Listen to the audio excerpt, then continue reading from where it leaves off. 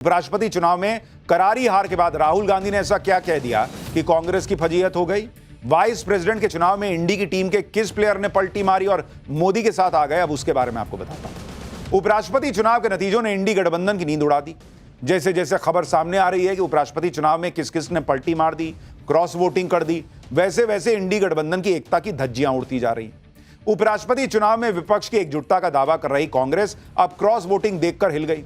सूत्रों का दावा है कि क्रॉस वोटिंग की सच्चाई जानने के लिए अब कांग्रेस एक बैठक बुलाने वाली है, जिसमें यह पता लगाया जाएगा कि वोट चोरी का माहौल बनाते बनाते कैसे डंके की चोट पर वोट का डाका पड़ गया, किसने गद्दारी की और मोदी विरोधी खेमे में बैठकर मोदी को समर्थन देने वाले कौन लोग हैं।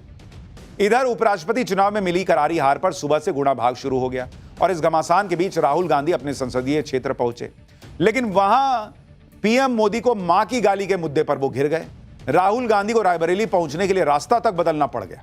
कैसे राहुल गांधी का विरोध हो गया, उपराष्ट्रपति चुनाव की हार पर राहुल गांधी ने ऐसा क्या कह दिया कि कांग्रेस की फजीहत हो गई। साथ में बात इंडी टीम के उन प्लेयर्स की होगी जो पलटी मार के मोदी के साथ आ गए, लेकिन पहले जरा झलक देखिए।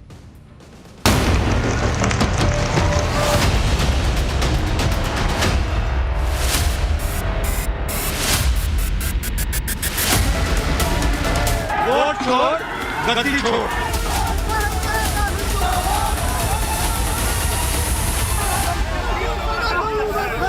देखिए, क्रॉस वोटिंग की बात कौन कर रहा है?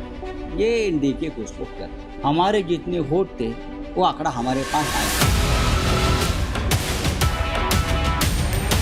ये बंधक बना लेते हैं, सबको घर में रख लेते हैं और क्रॉस वोटिंग करवाने में माहिर हैं।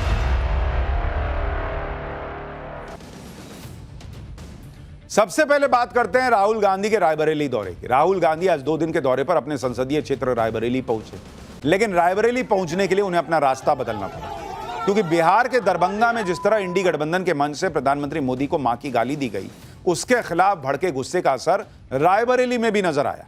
जैसे ही राहुल गांधी के काफिले की रायबरेली पहुंचने की भनक लगी, योगी सरकार में मंत्री दिनेश सिंह बीजेपी कार्यकर्ताओं के साथ राहुल गांधी का रास्ता रोककर धरने पर बैठ गए। विरोध कर रहे लोगों ने राहुल गांधी वापस जाओ के नारे लगाए और गाली कांड पर उनसे माफी मांगने की मांग की। बीजेपी के विरोध प्रदर्शन की वजह से राहुल गांधी का काफिला करीब 1 किलोमीटर पहले ही रोक दिया गया और 5 मिनट तक रुका रहा, जिसके बाद पुलिस सड़क पर धरना दे रहे मंत्री दिनेश सिंह और बीजेपी के कार्यकर्ताओं को उठाने पहुंची।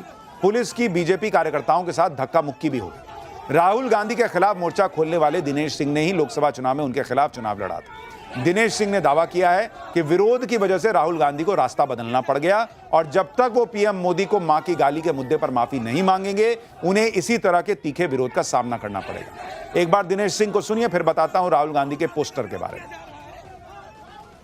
मोदी जी की मां को गाली दिया, यह किसी भी दशा में किसी भी बेटे के लिए जो भारत की किसी भी मां के कोख से जन्म लिया है, उसके लिए लज्जित करने वाला विषय है। राहुल गांधी जी को इस पर माफी मांगनी चाहिए। अपने गाली देने वाले कार्यकर्ताओं को कंडम करना चाहिए, उनको पार्टी से निष्कासित किया जाना चाहिए। स्वयं ही कह देते कि मैं जो हमारे कार्यकर्ताओं ने किया उसके लिए मैं लज्जित हूं, तो शायद लगता कि यह उचित है। लेकिन राहुल गांधी जी इस प्रथा को बढ़ाना चाहते हैं। एक तरफ राहुल गांधी को रायबरेली पहुंचने से पहले विरोध का सामना करना पड़ गया, वहीं राहुल गांधी रायबरेली में उनके स्वागत के लिए लगे एक पोस्टर को लेकर भी घिर गए। इस पोस्टर में राहुल गांधी के साथ अखिलेश यादव और तेजस्वी यादव की तस्वीर लगा दी गई। रायबरेली में जगह जगह लगे इन पोस्टर्स में इन तीनों नेताओं को ब्रह्मा, विष्णु और महेश के तौर पर दिखा दिया गया और पोस्टर में लिखा नजर आया, इंडिया की अंतिम आशा, कलयुग के ब्रह्मा, विष्णु, महेश। भाई साहब, पोस्टर पर सवाल उठे तो समाजवादी पार्टी ने इसे बीजेपी की तरफ से सेट किया गया ट्रेंड बता दिया और बीजेपी ने इसे अपनी नैतिक जीत बताया। सुनिए रायबरेली में लगे पोस्टर पर सपा ने क्या कहा और बीजेपी ने क्या कहा। देश के प्रधानमंत्री को बीजेपी के लोगों ने भगवान विष्णु का अवतार बता दिया और जब खुद प्रधानमंत्री जी ने कहा कि वो नॉन बायोलॉजिकल हैं, तो फिर अगर किसी पार्टी के कार्यकर्ता अपने नेताओं को ब्रह्मा, विष्णु, महेश की उपमा दे रहे हैं तो इसमें क्या बुराई है। और बीजेपी को ये पैटर्न बदलना पड़ेगा। अगर बीजेपी इस तरह से राजनीति करेगी तो मंदिर मोदी जी की तरह और भी नेताओं के बन जाएंगे। कांग्रेस पार्टी ने सुप्रीम कोर्ट में हलफनामा दिया था कि राम सीता वास्तविक पात्र ही नहीं है।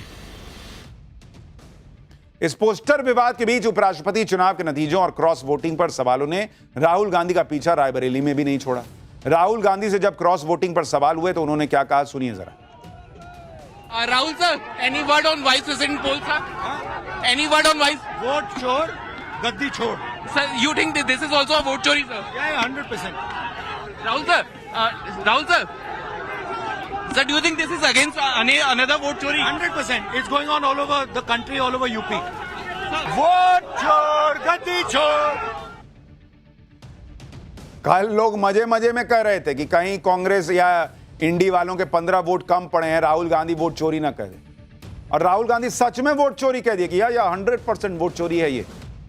अब उनकी फजीहत हो रही है पार्टी की कि क्या बॉस, अब उपराष्ट्रपति चुनाव में सबके सामने बैलेट में वोट पड़ा, आपके लोगों ने क्रॉस वोटिंग कर दी, वोट चोरी कैसे हुई? राहुल गांधी उपराष्ट्रपति चुनाव में वोट चोरी का आरोप लगाकर एक तरह से अपनी ही पार्टी की फजीहत करवा रहे हैं, क्योंकि कांग्रेस ने चुनाव से पहले मॉक पोल भी करवाया था ताकि यह तय किया जा सके कि इंडी के सभी सांसद अपने कैंडिडेट को वोट डालें और सही तरीके से डालें। बीजेपी ने उपराष्ट्रपति चुनाव में एकजुटता का दावा करने वाली कांग्रेस और इंडी गठबंधन के क्रॉस वोटिंग के मामले पर घेरा।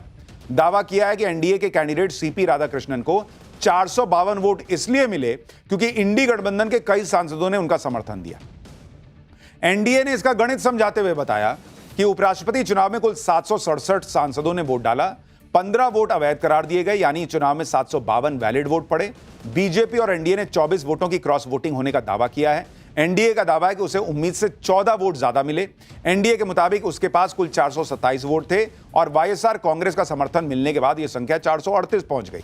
लेकिन उपराष्ट्रपति चुनाव में एनडीए को 452 वोट मिले। इस बीच सूत्रों ने दावा किया कि आम आदमी पार्टी के 6 सांसदों, आरजेडी के 3 सांसदों और झारखंड मुक्ति मोर्चा के 1 सांसद ने क्रॉस वोटिंग की है। यह सूत्रों का दावा है। अब यह भी देखिए कि उपराष्ट्रपति चुनाव में एनडीए कैंडिडेट की जीत के बाद बीजेपी के नेता क्या कह रहे हैं। किरेन रिजिजू जो केंद्रीय मंत्री हैं, उन्होंने कहा कि उपराष्ट्रपति चुनाव में एनडीए कैंडिडेट के पक्ष में अंतरात्मा की आवाज सुनकर वोट डालने वाले इंडी गठबंधन के कुछ सांसदों का विशेष धन्यवाद। पीयूष गोयल ने कहा कि एनडीए की ताकत 427 थी, हमें 25 अतिरिक्त वोट मिले। यह दिखाता है कि पीएम मोदी की नीतियों और नेतृत्व पर विपक्षी सांसदों का भरोसा है। तो ऐसे ही तमाम लोगों ने जो है वो अपनी बातें कही। कांग्रेस नेता मनीष तिवारी ने क्रॉस वोटिंग के दावों को गंभीर मामला बताया और इंडी गठबंधन को इस मुद्दे पर आत्म मंथन की नसीहत दी। बंगाल की मुख्यमंत्री ममता बनर्जी के भतीजे और टीएमसी सांसद ने भी माना कि उपराष्ट्रपति चुनाव में क्रॉस वोटिंग हुई है। एक बार सुनिए मनीष तिवारी। अगर कथाकथित तौर पर क्रॉस वोटिंग हुई है तो ये अति संवेदनशील और बहुत ही संगीन बात है और जो तथ्य सार्वजनिक हुए हैं, जो सवाल आप पूछ रहे हैं, अगर उसमें ज़रा सी भी सच्चाई है तो जो इंडिया ब्लॉक के घटक दल हैं उनको इसकी तय में बहुत बारीकी से जाना चाहिए। जैसे मैंने कहा कि खास करके कुछ पार्टी ऐसा है, स्पेशली राज्यसभा में कुछ लोगों को हमको देखने को मिला है जहाँ पे कुछ लोग हो सकता है उनके पार्टी से चुने गए हो लेकिन अभी भी एकदम साफ बीजेपी के साथ अलाइंड है। ये तो आप लोगों को देखने को मिला है। आम आदमी पार्टी का एक राज्यसभा मेंबर का एग्जाम्पल मैंने आपको दिया, हो सकता है 4-5 मेंबर्स हो। यानी राहुल गांधी जिसे वोट चोरी 100% वोट चोरी बता रहे हैं, उन्हें उनके खुद के साथी बता रहे हैं कि इसे क्रॉस वोटिंग कहते हैं भैया। For more of such videos, do like, share and subscribe to ET Now Swadesh.